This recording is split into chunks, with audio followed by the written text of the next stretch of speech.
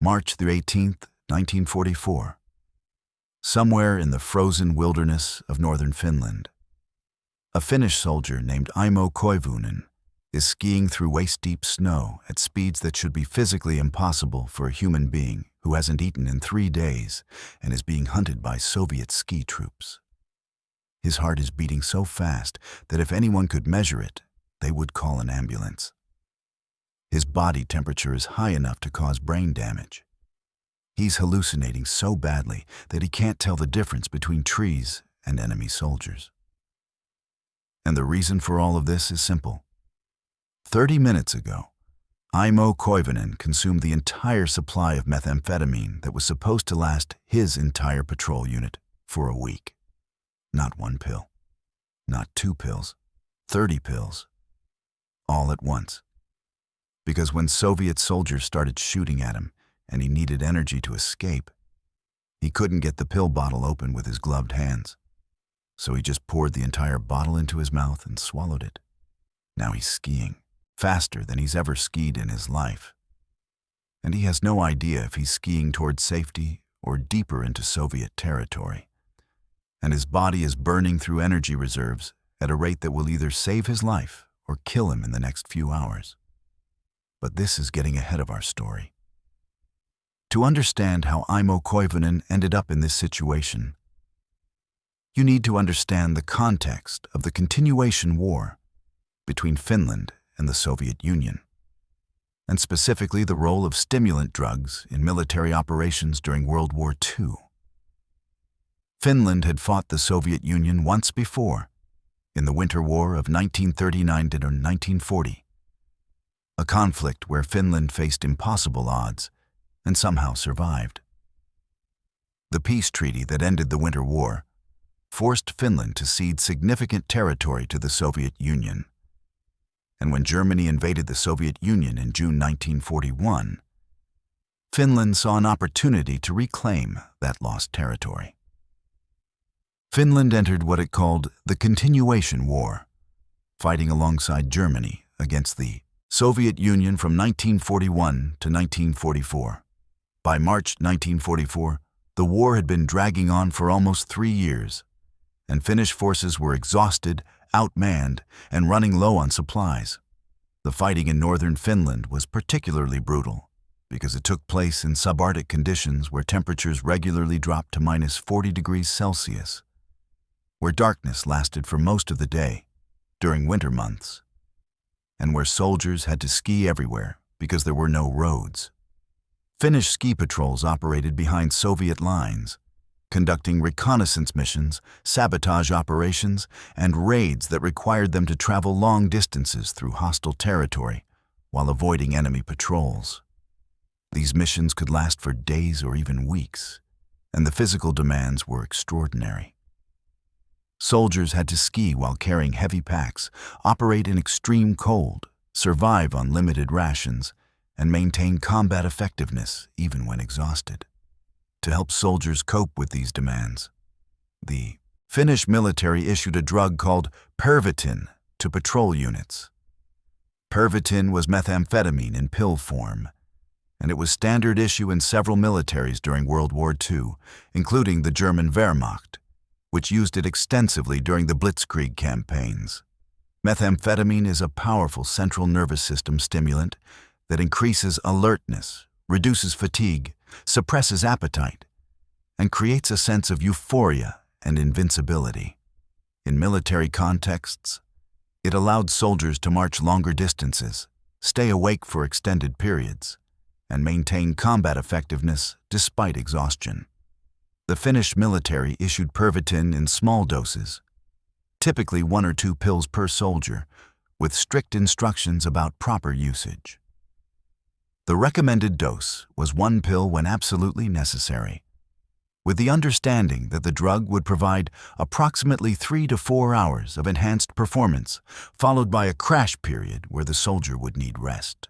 Under no circumstances was anyone supposed to take more than 2 pills in a 24-hour period, because higher doses increase the risk of serious side effects, including heart problems, psychosis, and death. Imo Koivunen knew these instructions. He had taken Pervitin before on previous missions, always following the recommended dosage, and he understood that the drug was a tool to be used carefully, not something to be abused. On March 18, 1944, Koivunen was part of a Finnish ski patrol operating approximately 30 kilometers behind Soviet lines in the Lapland region of northern Finland. His unit consisted of himself and several other soldiers, and they had been on patrol for 3 days, conducting reconnaissance and avoiding Soviet forces.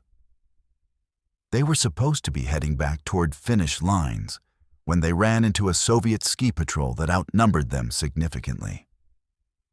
What followed was a running firefight through the forest, with Finnish and Soviet soldiers exchanging shots while skiing through deep snow at high speed, trying to maintain separation while not losing track of each other in the dense woodland. During this chase, Koivunen's patrol units split up to make themselves harder targets, and Koivunen found himself separated from his comrades with Soviet soldiers somewhere behind him in the trees. He had been skiing hard for approximately 20 minutes, and he could feel exhaustion setting in, the kind of total body fatigue that comes from sustained maximum effort in sub-zero temperatures while carrying a heavy pack and a rifle. He needed energy. He had the patrol's supply of Pervitin pills in his pack, 30 pills that were supposed to be distributed among the unit members as needed.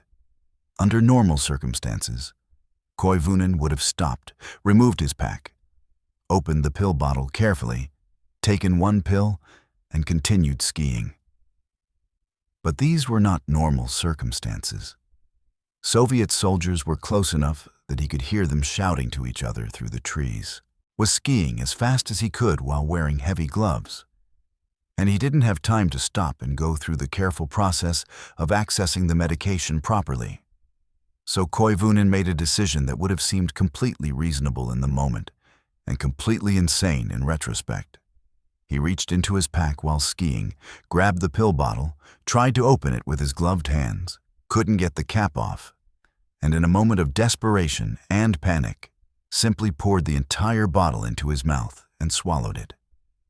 30 pills, approximately 150 milligrams of pure methamphetamine, 15 times the recommended dose. The kind of dose that medical professionals would classify as a potentially lethal overdose requiring immediate emergency intervention. For the first few minutes, nothing happened. Koivunen kept skiing, kept expecting to feel a burst of energy, but all he felt was the same exhaustion and the same burning in his legs from the sustained effort. And then, approximately 15 minutes after ingesting 30 pills, the methamphetamine hit his bloodstream all at once, and Aimo Koivunen stopped being a normal human being operating within normal biological limits. His heart rate spiked to what doctors would later estimate was somewhere around 200 beats per minute. His body temperature increased by several degrees. His pupils dilated so wide that his eyes looked black. And suddenly, he wasn't tired anymore. He wasn't cold anymore.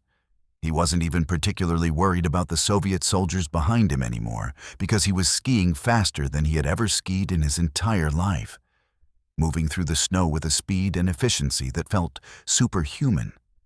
Because, in a very real pharmacological sense, it was superhuman.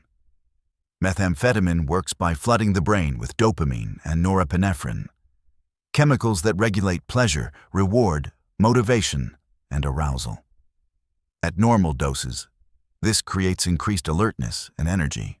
At 15 times the normal dose, it creates something that resembles a neurological hijacking, where the brain's normal regulatory systems are overwhelmed and the body shifts into a mode of operation that burns through energy reserves at an unsustainable rate, while creating the illusion that everything is fine. Koivunen skied for hours. He had no clear memory of this period later, just fragmentary impressions of movement, trees, snow, and an overwhelming compulsion to keep moving forward. He wasn't navigating by map or compass anymore. He was navigating by instinct and hallucination. skiing in what he believed was the direction of Finnish lines, but which could have been any direction at all. Somewhere during this period, Koivunen became separated from reality in a way that went beyond simple disorientation. He was hallucinating, seeing enemy soldiers that didn't exist, hearing voices, and experiencing time in a non-linear fashion where minutes felt like hours and hours felt like minutes. His body was performing physical feats that should have been impossible for someone in his condition. He had not eaten in 3 days. He was operating in temperatures well below freezing. He was carrying a full pack and rifle. And he was skiing continuously for what would eventually total more than 10 hours, covering a distance that would normally take days. The methamphetamine was essentially forcing his body to cannibalize itself for energy, breaking down fat reserves, muscle tissue, and anything else it could convert into fuel to keep moving. This is metabolically expensive and unsustainable. But the drug was suppressing all the normal signals that would tell Koivunen to stop. Pain, hunger, thirst, exhaustion, cold. As far as his conscious mind was concerned, he was functioning normally, even though his body was in the process of destroying itself.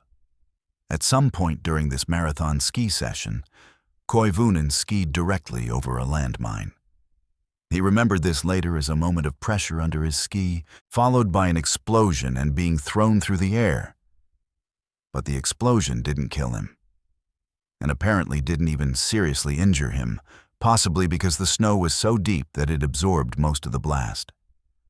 Or possibly because his nervous system was so flooded with stimulants that he simply didn't register the pain and kept skiing. He also later recalled at some point catching and killing a small bird with his bare hands and eating it raw, though he had no clear memory of when this happened or what kind of bird it was. Just an impression of something small and feathered and the taste of blood. By the time the sun set on March 18th, Koivunen had been skiing for approximately 12 hours and had covered a distance he would later estimate at around 400 kilometers. Though the actual distance was probably somewhat less because his perception of time and space was completely unreliable. What is certain is that he skied an extraordinary distance in a single day, while under the influence of a massive methamphetamine overdose, and that at some point after dark, the drug effects began to wear off and his body started to shut down. The crash from methamphetamine is proportional to the dose and the duration of use. A normal dose produces a crash characterized by fatigue and mild depression. A massive overdose like Koivunen had taken produces a crash that resembles complete system failure. His heart rate, which had been dangerously elevated for hours, began to slow but remained irregular. His body temperature, which had been abnormally high, started to drop as his metabolic rate normalized. The hallucinations didn't stop, they just changed character, becoming darker and more confused. And suddenly, Koivunen was aware of how tired he was, how hungry he was, how cold he was, and how completely lost he was. He had no idea where he was.